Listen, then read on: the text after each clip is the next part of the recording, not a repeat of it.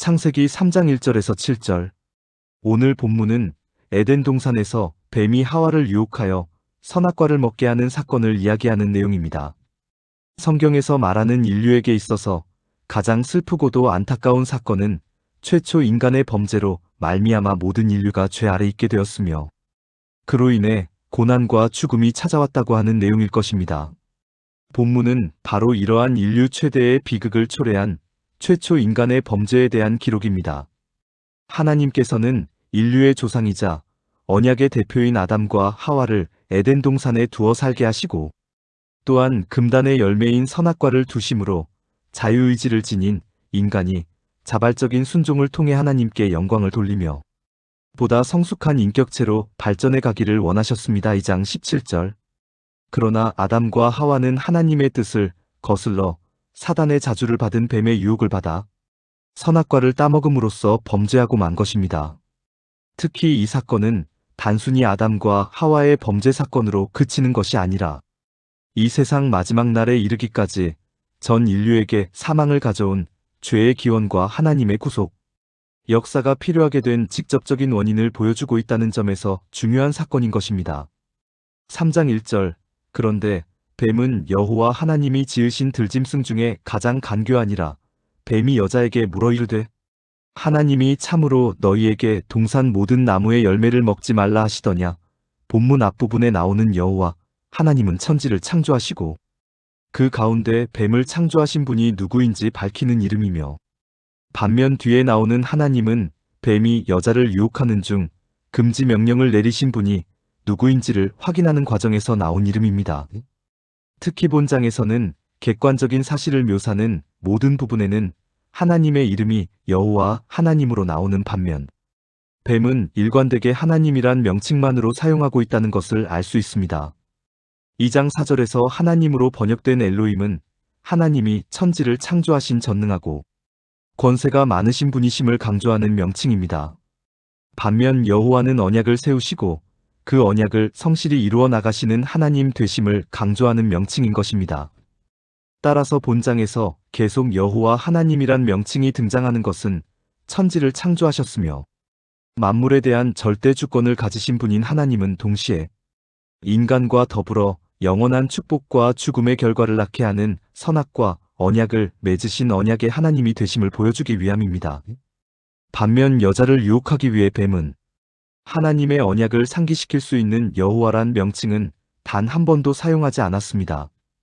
단지 인간과 대조되는 전능한 권세를 지니신 분이심을 강조하는 하나님이란 명칭만을 사용함으로써 여자로 하여금 하나님에 대한 은근한 시기와 금지 명령을 내리신 것에 대한 불만감을 느끼도록 조장하였던 것입니다.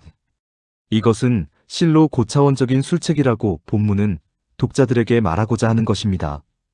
또한 본문에서 간교하다에 해당하는 히브리어 아롬은 이 단어가 슬기로운 자자먼 12장 16절로도 번역된 것에서 알 수 있듯이 긍정적으로는 영리하고 신중한 것을 뜻한다고 합니다. 이것은 태초에 하나님께서 지으신 것 가운데 좋지 않은 것이 하나도 없었다는 사실과 조화를 이룹니다.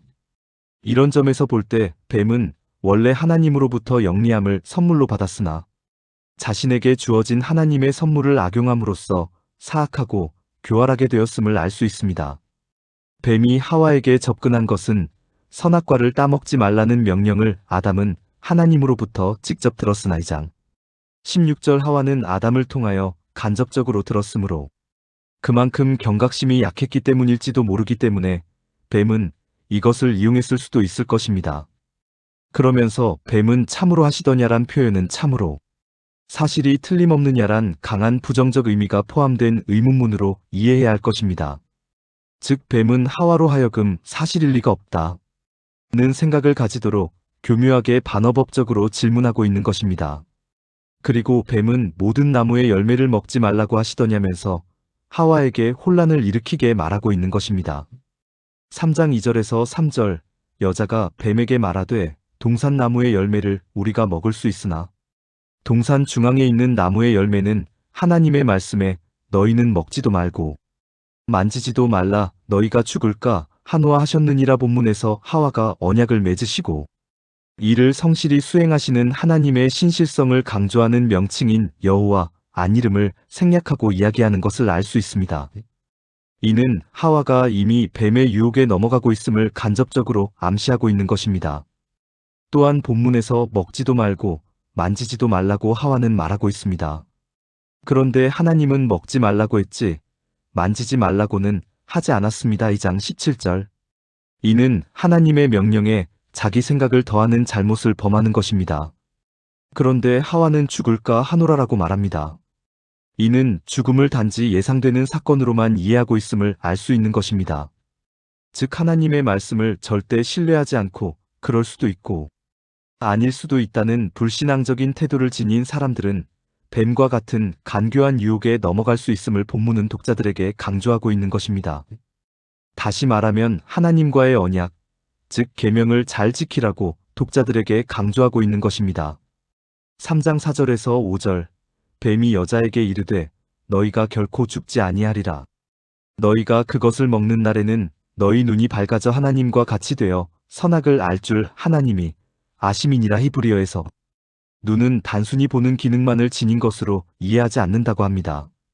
즉 눈을 인간의 외모는 물론 인간의 마음속 여러 감정을 표출하는 창고로 이해할 뿐만 아니라 때로 지력을 나타내는 것으로 보기도 하였다고 합니다. 따라서 본문에서 눈이 밝아진다라는 것은 잘 볼 수 있게 된다는 기본적인 의미와 더불어 외모가 출중해지며 지력이 하나님처럼 향상된다는 이중적 의미까지 포함하고 있는 것입니다. 또한 본문에서 말하는 선악의 히브리어 표현은 단순히 선과 악을 구별하는 정도의 지력만을 갖추는 것이 아니라 선의 속성과 악의 속성을 깊이 알며 또 선과 악에 익숙하게 된다는 의미라고 합니다. 그리고 5절 마지막에 나오는 하나님이 아심이라란 문장은 실제로 원어 성경에서는 5절 서두에 나온다고 합니다. 따라서 본문 전체는 선악과를 먹지 못하게 하나님이 명령하신 이유에 대한 뱀의 설명인 것입니다. 즉 뱀은 하나님께서 인간이 선악과를 먹으면 위대해질 것을 아셨기 때문에 시기심으로 선악과를 먹지 못하게 하셨다고 그 이유를 말하고 있는 것입니다. 3장 6절에서 7절. 여자가 그 나무를 본즉 먹음직도 하고 보암직도 하고 남편에게 주매 그도 먹은지라.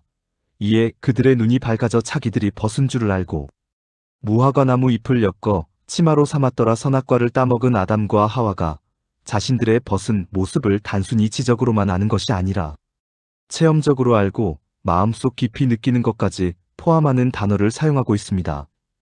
따라서 몸이 벗은 줄을 알았다는 본문의 표현은 자신이 벗고 있다는 사실을 비로소 인식했다는 의미에 머무는 것이 아니라 벗었다는 사실에 대해 가슴 깊이 수치를 느끼고 있다는 의미인 것입니다. 그러면 과거에는 벗은 것이 아무렇지 않았는데 선악과를 따먹자마자 수치심을 느끼게 된 것은 왜 그럴까요? 이것이 타락하기 전에 인간과 하나님의 관계일 것입니다. 즉 온전히 하나님의 생기를 받은 인간의 상태란 것입니다. 그러나 무화과 나무 잎의 특징은 금방 말라버린다는 것입니다. 그러면 저자는 무슨 의도로 무화과 나무 잎을 사용했을까요? 그러나 신약의 저자들은 무화과 나무 잎에서 예수님의 십자가 보혈을 찾아냈을 것입니다. 영원히 우리들로 하여금 하나님 앞에서 부끄럽지 않게 하시려고 십자가에 오르셨던 예수님을 찾아내었을 것입니다. 이 시간 나는 하나님 앞에서 무화과 나무 잎으로 가릴 만큼 부끄러운 삶을 살고 있지는 않은지 한번 점검해보는 시간이 되었으면 합니다.